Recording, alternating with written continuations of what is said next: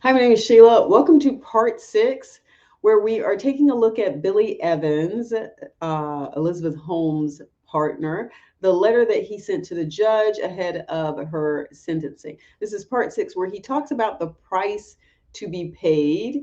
And I think this is one of the longer sections that we're going to take a look at.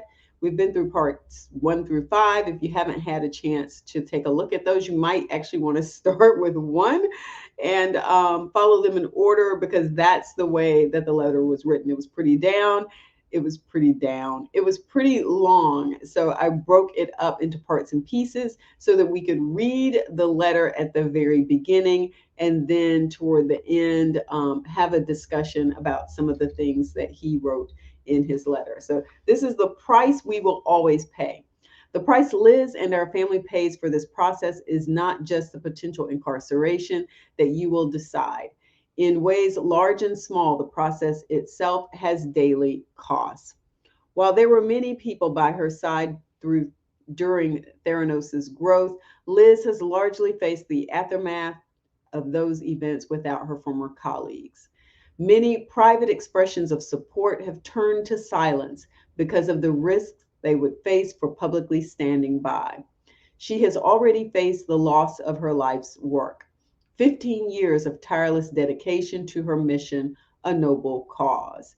She now faces widespread public scorn and she faces the loss of her freedom, the loss of raising our children. While some relationships have been lost due to the press and their salacious portrayal of events, I would posit that a vast majority of her relationships have been lost due to the process. For 15 years, Liz's whole life was her business and the people who dedicated their lives alongside her to build their collective dream. The people she loved the most, her friends, her family, were her first investors and part of the company. Now, with an ongoing legal case, she finds herself unable to communicate with friends and mentors she spent years with. Recently, we heard from a friend that a board member's wife was recently diagnosed with a terrible terminal disease.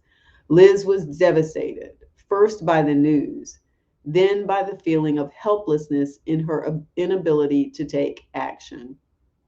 Liz wants more than anything to grab the keys and drive the short 10-minute drive over to their home.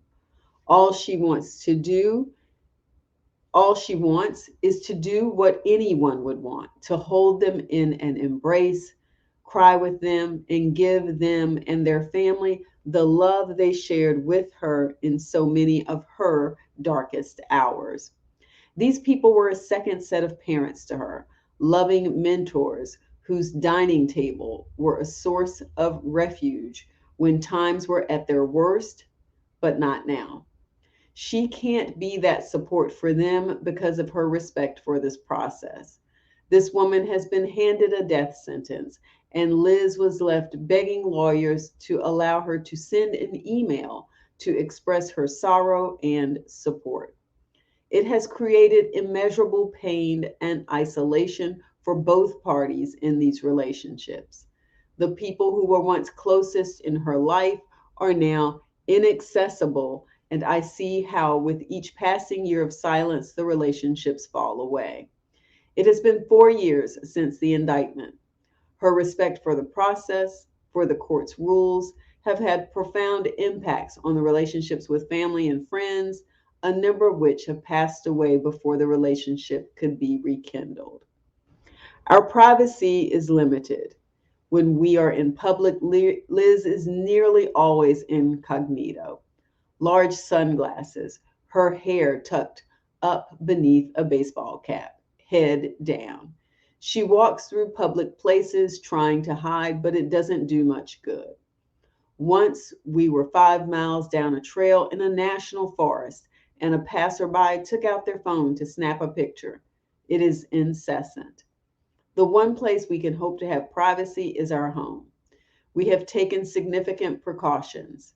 We use P.O. boxes for our mail, use back doors, we rarely eat out, and tried to rent in quiet buildings in San Francisco for 2 years. That didn't work. A reporter from CNBC broke into our apartment, falsified documents to join the building's community forum, and impersonated a tenant to try and interview other residents as she went door to door. We left the apartment after she leaked our address and put our safety at risk. Liz, recent, Liz received significant threatening mail, and we felt unsafe. It's hard to know which threats may get serious. Our next apartment in the city was discovered not long after, so we moved out of the city and onto the road. We spent 6 months traveling the national forests and parks of this country in a truck, camping beneath the stars. While this nomadic life was my idea, Liz embraced the frenetic beauty of it, and we often reminisce about how it was the favorite place we've ever lived. The peace and quiet out of the spotlight was refreshing. Walmart parking lots and rundown campgrounds gave us a much needed solace. Winter came, and it was time to find a more permanent solution. I found a secluded home out of the city that I thought would be safe for our family.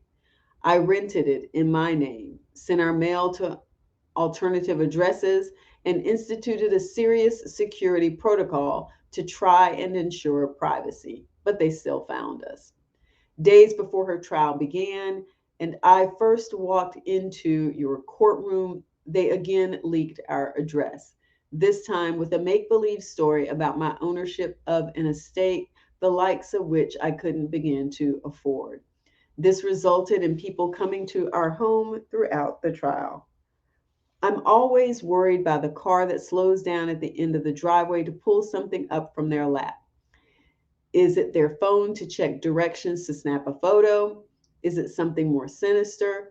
A quiet afternoon playing in the front yard with my son, and Liz has been spoiled on more than one occasion by the buzzing hornet's nest sound of a drone coming in close for a shot or a person trespassing to our home to find Liz. Our privacy is constantly invaded. Threats of harm online are limitless. I sleep lightly, constantly worried that those angry words might one day turn to action. I have had friends fade away without reason and family members who no longer associate with me. I have been uninvited from weddings. My son has been avoided by other families, not wanting to expose their children to my family. I have had hundreds of my friends, colleagues, and acquaintances hounded by reporters looking for a scoop. We sleep with our shutters closed, missing the beauty of each sunrise to help ensure our privacy. This will follow us the rest of our lives. There is no avoiding the scorn that accompanies Elizabeth Holmes. The above examples are but a few of the ways in which I have personally paid the price for this public witch hunt. I will endure it. My parents, every member of Liz's family, all of our close friends, supporters, and business partners have had similar experiences. They have paid a similar cost. It is true for all of them. While Liz thinks little about her own suffering, it is the pain her family and friends have suffered and the cost that they have paid that hurts her most. She hurts because of the thousand ways in which those close to her have paid the price. It is never about her. My plea. And now I must ask you to please help her, to help her help others.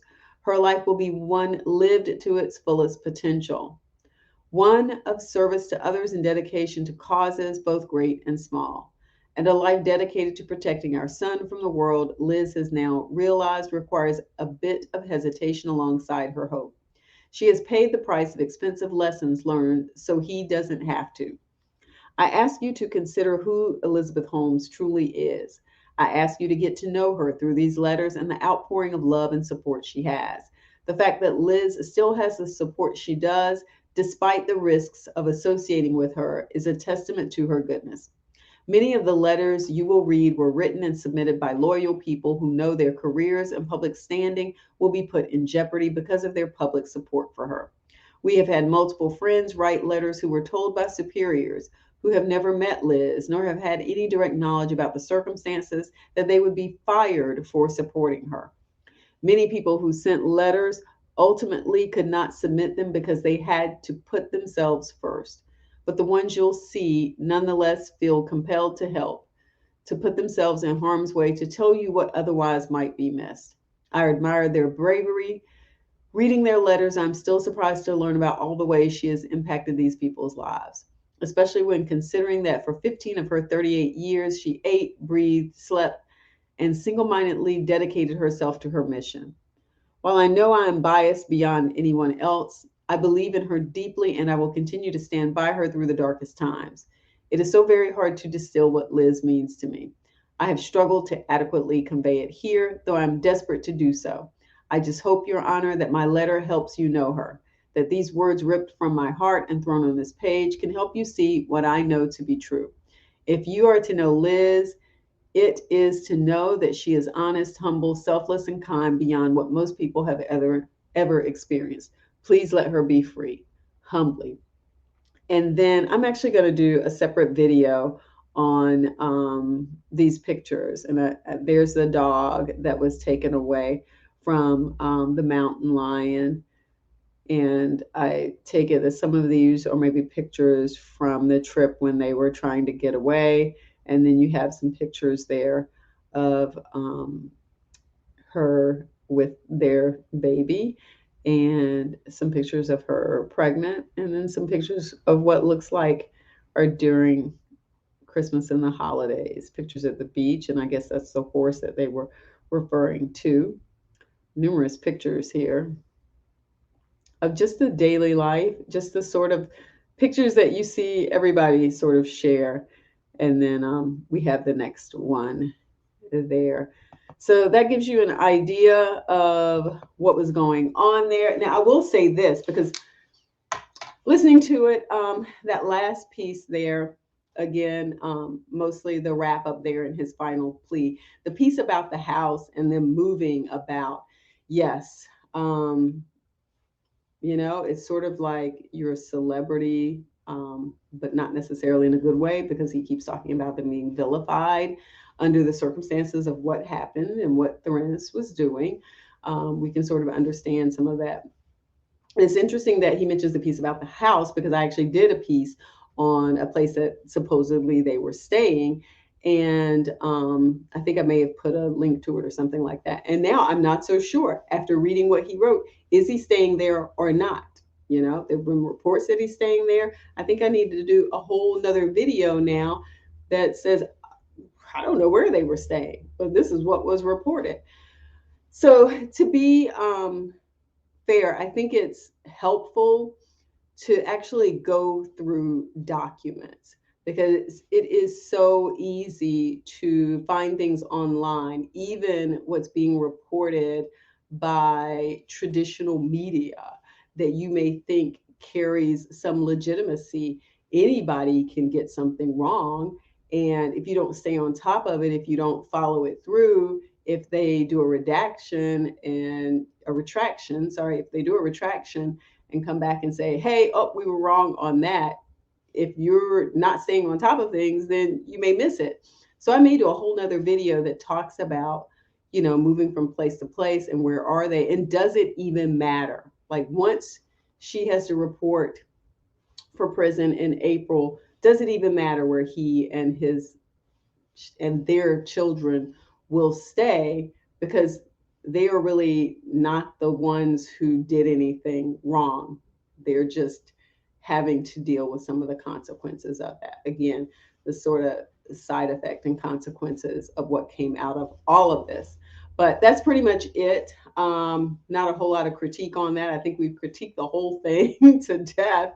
But if that gives you a fuller picture, understanding, and I know, and here's the other thing, I'm going to add this one thing before I finish them. I know a lot of people are feeling a certain kind of way about this, and I'm not presenting this to try to frame her as, oh, we should feel sorry for her or anything. I'm just sharing the document and then talking a little bit about some of what's in it, his thoughts, maybe what was going on in his head. This is not some sort of directive about how I feel about the state of our criminal justice system, because I think all of this is very complex. And I think that there are a lot of issues here that we just need to talk about as a country in terms of, what it looks like and how we proceed and how do we make sure that victims are taken care of and that other people who have been convicted or something, pay their debts to society and are held accountable for what they did wrong. Thumbs up. Don't forget to subscribe, and peace.